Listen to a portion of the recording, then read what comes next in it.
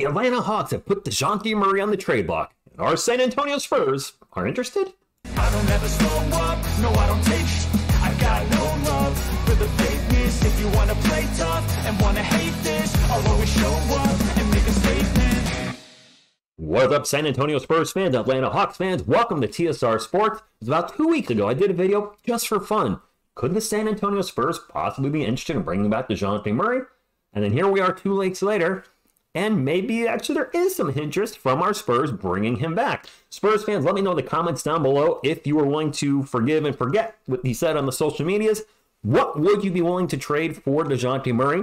Atlanta Hawks fans, would you be expecting what you sent to the Spurs back in return to part ways with Dejounte? Let me know in the comments. Very interested on your thoughts on this. Hit the thumbs up, like, support the channel, subscribe, become part of our wonderful sports community. Let's get into the article from Sports Illustrated, and this is a big reason I'm covering this.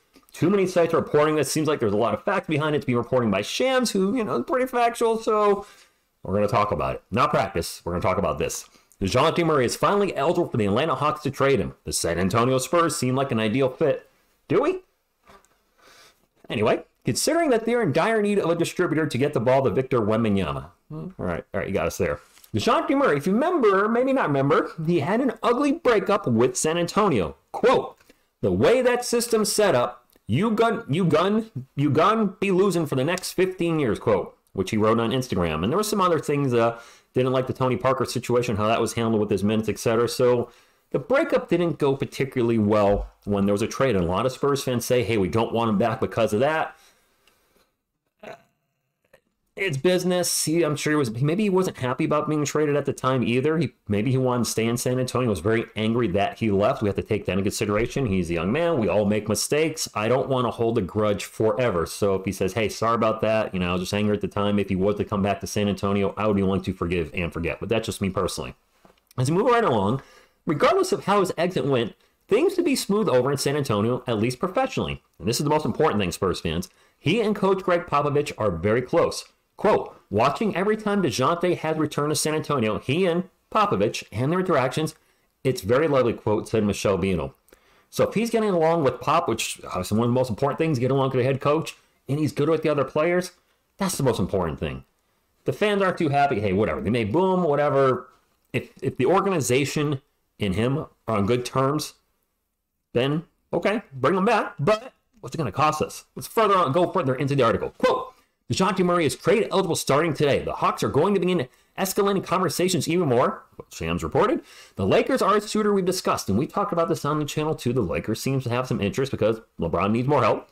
They have a need at that position, and we're still waiting to see exactly how his market shakes out. But one team that has a level of exploratory interest, I'm told, is his former team, the San Antonio Spurs. Quote, the Spurs traded Murray to Atlanta in 2022, so it's not even 2 years. That was in what, July-ish? Of 2022, it was definitely the summer. I feel like it was July. Could be wrong. Let me know. 4 package centered around first-round picks in 2025 and 2027, and a pick swap in 2026. It should be noted, I believe, none of those picks are protected. They're not lottery protected. They're not top 6 protected. They're just straight up. So if the Hawks were bad in 2025 and had the first overall pick, San Antonio's taking it. Considering that the Spurs basically own Atlanta's drafting future, perhaps reuniting and feeling so good, and Atlanta with some of their picks could be enough to get Murray back. There is no way that Murray in his current form is worth 3 first-round picks. There were questions when the trade was made if Murray was worth it then. And I said openly, I was like, yeah, I did a video on this actually sometime last year that the Spurs kind of fleeced the Atlanta Hawks with that trade.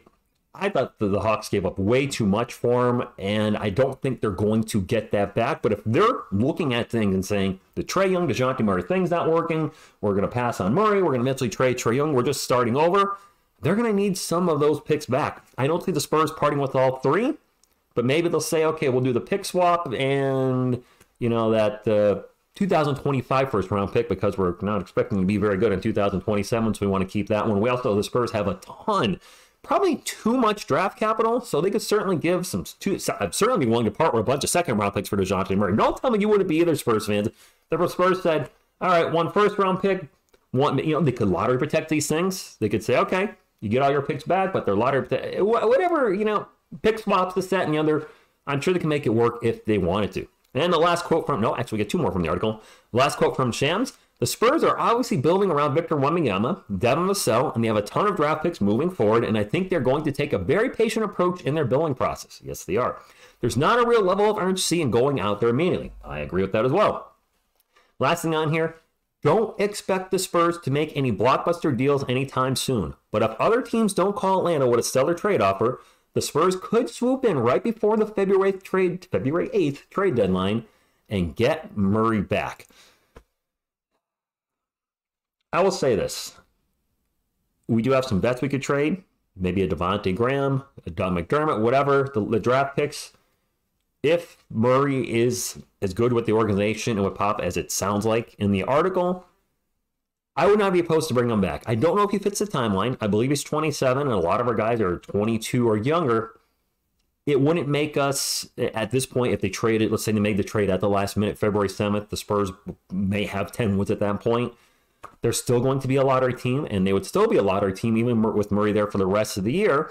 And then we could have a high pick and a point guard. I mean, think about it this way, Spurs fans. A lot of you are saying, hey, let's draft Alexander Sarr. The other Frenchman will have the Eiffel Towers. Good, great. We still don't have a point guard to run the offense if he's on the team. However, the Spurs can make the trade for Murray and still finish as one of the third worst teams and grab him. Now your starting lineup next year looks like, and we'll interchangeable with 4 and 5, Wemby, Sarr, Sohan at small forward, so we'd have a big, huge front court, Vassell, and Dejounte Murray.